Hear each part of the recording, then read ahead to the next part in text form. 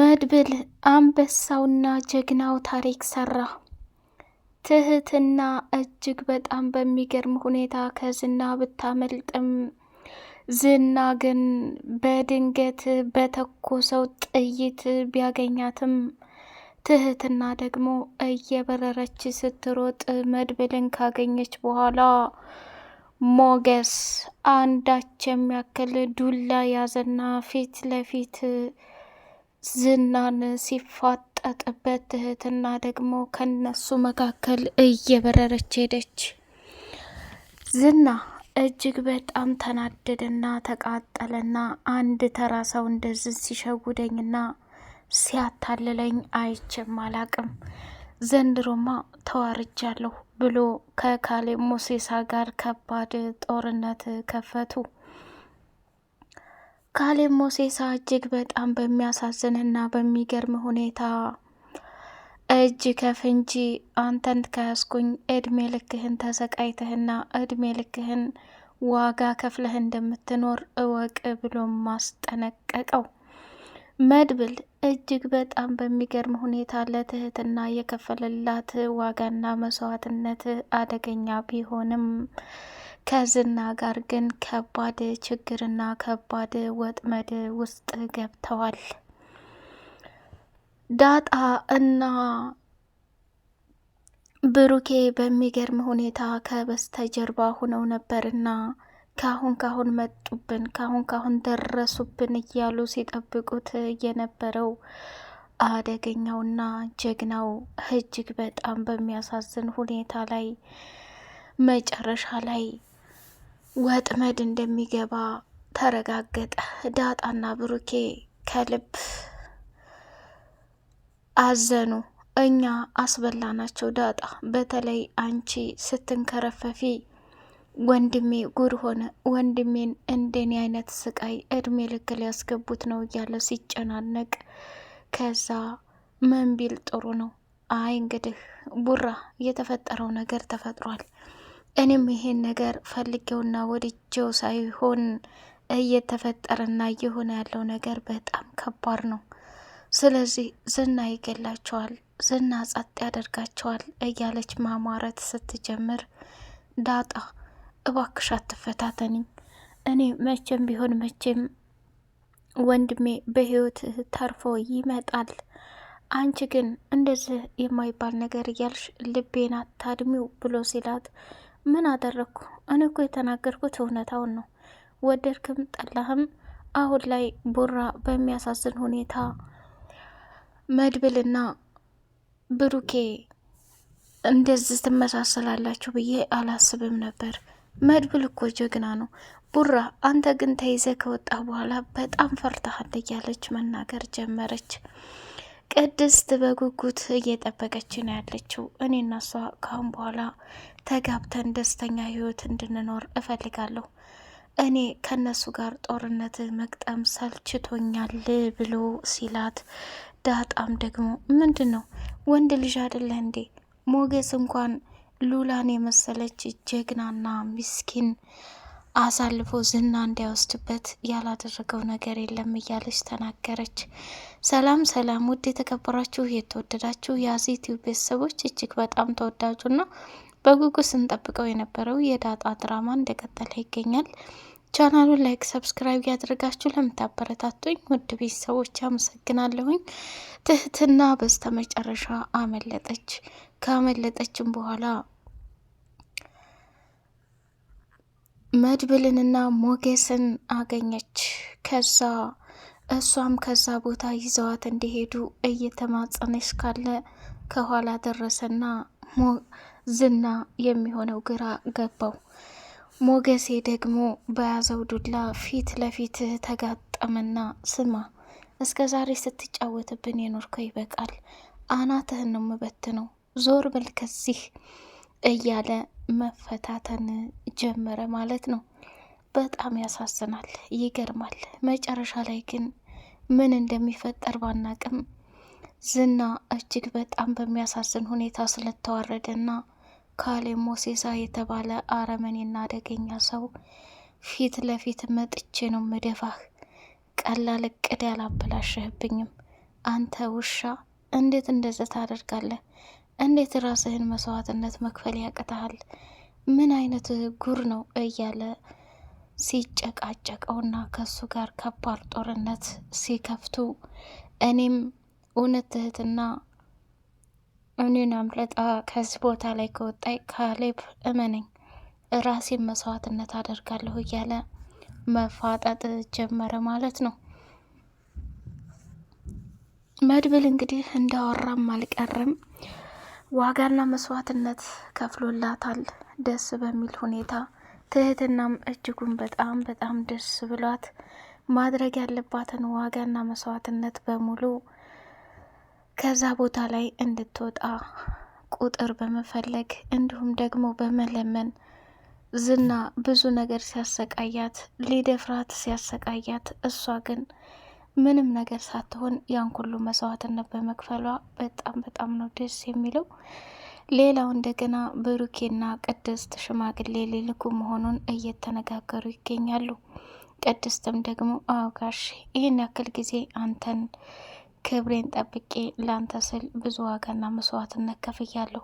አሁንም ቢሆን እውነቱን ምነግርህ እኔ መቼም እንደዚህ ሁኜ መቀጠል አልፈልግም። ስለዚህ የተፈጠረው ነገር ቢኖር በቃ ቤተሰቦችን በክብር አግብተህ ቤተሰቦችን እንድታቆራቸው ነው እምፈልገው እያለች መናገር ጀምራለች። እሱም ደግሞ አታስቢ ቅድስት፣ አንቺ ለእኔ ስትይ ብዙ ዋጋና መስዋዕትነት ከፍለሻል። አሁንም ቢሆን መቼም ቢሆን እመኒኝ አንቺን በጭራሽ እንደዚህ ላስከፋ ሳይሆን በቃ አንቺን ማስደሰት በምችልበት መንገድ አስደስትሻለሁ። አሁንም ቢሆን መድብል ትህትናን ካለችበት ጭንቀትና ስቃይ እናውጣት ብሎ ስላለኝ እንጂ እኔ እንደ አይነት ጉዳይ ላይ መግባትም አልፈልግም። እሷን ከነዛ አረመኔዎችና ውሻዎች ከተላቀቅን በኋላ አንቺ ደግሞ በደስታ በጤና እንዲሁም ደግሞ ደስ በሚል ነገር አብረሽ ከነሱ ጋር ህይወትሽን አጣፍጠሽ እንድትኖሪ እፈልጋለሁኝ ብሎ ተናገረ። ዳጣ እንግዲህ ከምሳሌ ጋር ሁና አባዬና እማዬ የት ሄደው ነው ብላ ስትል ዘመቻ ሄደዋል ብላለቻት። ይህ ምን አይነት ዘመቻ? ምን እየተካሄደ ነው ያለው? እኔ በፍጹም አባዬ ምንም እንዲሆንብኝ አልፈልግም። እንዴ አባትሽ ምን ይሆናል? ምሳሌ የተቸገረን የከፋን እንትን ሊሉ ነው የሄዱት፣ ሊያድኑ ነው የሄዱት። ስለዚህ አንቺ ምን ትሆኛለሽ ብላ አለቻት። እሺ በቃ እንደዛ አትቆጭ እንጂ ዳጣዬ ምናምን እያለች ከዳጣ ጋር ቆይታዋን አደረገች ማለት ነው። ሉላ እጅግ በጣም ጨንቋትና የምትገባበት ሁሉ ግራ ጠፍቷት የቤቱ አከራዩ ደውሎ ስምሽ ሉላ ነው ወይ ሲላት በጣም ደነገጠችና ወደ ሞገስ ጋር ደወለች። ሞገስም ደግሞ ትህትናን ለማስመለጥ እንደሄዱና በቶሎ እንደሚመለሱ ሲነግራት አላቅም ሞገስ፣ እኔ በጣም ፈርቻለሁ። የቤቱ አከራይ ደውሎ እንደ አለኝ እኮ እያለች ስትለው ተረጋጊ፣ ምንም ነገር አይፈጠርም፣ እመኒኝ፣ መቼም ቢሆን መቼም አንቺን ችግርና መከራ ስቃይ እንዲደርስብሽ አልፈልግም ብሎ አላት። ከዛ እሺ አምናለሁ፣ አንተ ለእኔ ብዙ ነገር ትሆናለህ፣ ግን ምን ልበለው ብላ ስትል በሩን እንዳትከፍች ሉላዬ፣ እኛ እንደ በፊቱ አንቆይም፣ ቶሎ ነው የምንመለሰው፣ ካልሆነ ዳጣ ልላክልሽ እንዴ ብሎ አላት። አይ አልፈልግም፣ ራሴን ለመጠበቅ እሞክራለሁ ብላለች። ማህሌትና ኤፍራታ እንግዲህ አንድ ላይ ተቀምጠው መድብል ኤፍራታን እየተጠቀመባትና እያንዳንዱን መረጃ እያቀበለችው ትገኛለች። ማህሌትም ተመልሳ ወደ ዝና ዘንድ ሄደችና ከሱ ጋር አብራ ጊዜዋን ስታሳልፍ መርዞ መጣና ከኤፍራታ ጋር ደግሞ ደስ የሚል ቆይታ እያሳለፉ ይገኛሉ። መጨረሻ ላይ ምን ቢላት ጥሩ ነው? እኔ ካሁን በኋላ እውነታውን ለመናገር አንቺን አግብቼ በደስታ መኖር ነው የምፈልገው፣ እንድትረጅኝ እፈልጋለሁ እያለ ሲላት፣ አይ ምንም መረዳት የሚያስፈልገው ነገር የለም፣ በቃ እንዴ እኔ እኮ ገንዘብ እንትን እላለሁ እንዲህ ብሎ እንዲህ ብሎ እንዲህ ብሎ እንዲህ ብሎ እያለች ብዙ ዋጋና መስዋዕትነትን ስትናገር መጨረሻ ላይ አይ ያም ሆነ ይሄ ወደዛም በሉት ወደዚህም በሉት እውነታውን ስንናገር እኛ መቼም ቢሆን መቼም እንትን ልንል አንችልም።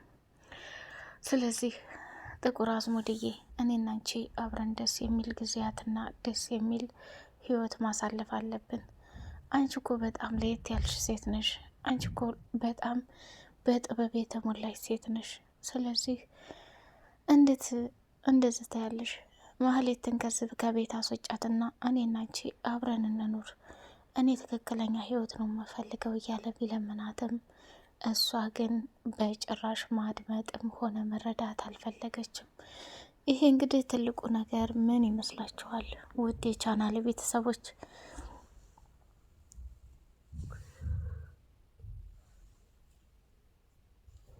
ኤፍራታ ለገንዘብ መስዋዕትነት እየከፈለች ትገኛለች።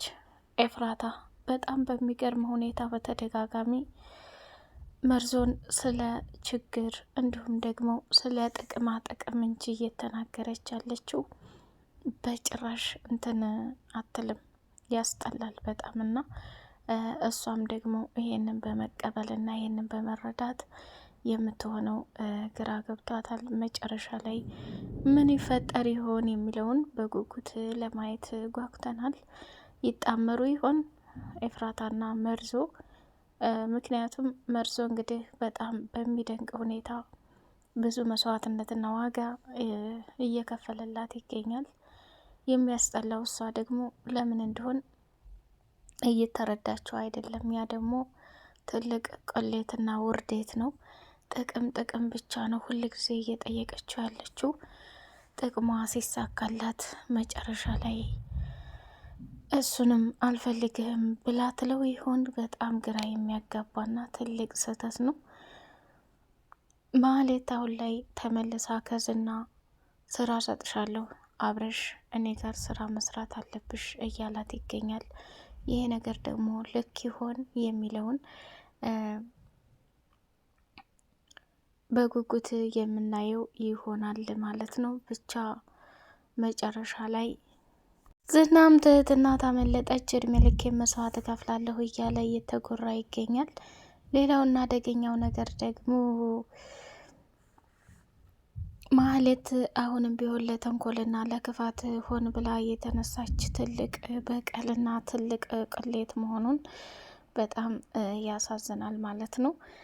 ኤፍራታ አሁን እያፈረችባት ነው። የቤት ኪራይ ከፍልልሻለሁ፣ ገንዘብ አለኝ ምናምን እያለች ትልቅ ታሪክ እየሰራችባት ትገኛለች ማለት ነው። ውድ የተከበራችሁ የተወደዳችሁ የቻናል ቤተሰቦች ቻናሉን ላይክ፣ ሰብስክራይብ ያደርጋችሁ አበረታቱ። የቀጣይ ፓርት እስከምንገናኝ ሰላም አሌይኩም ወራህመቱላሂ ወበረካቱ።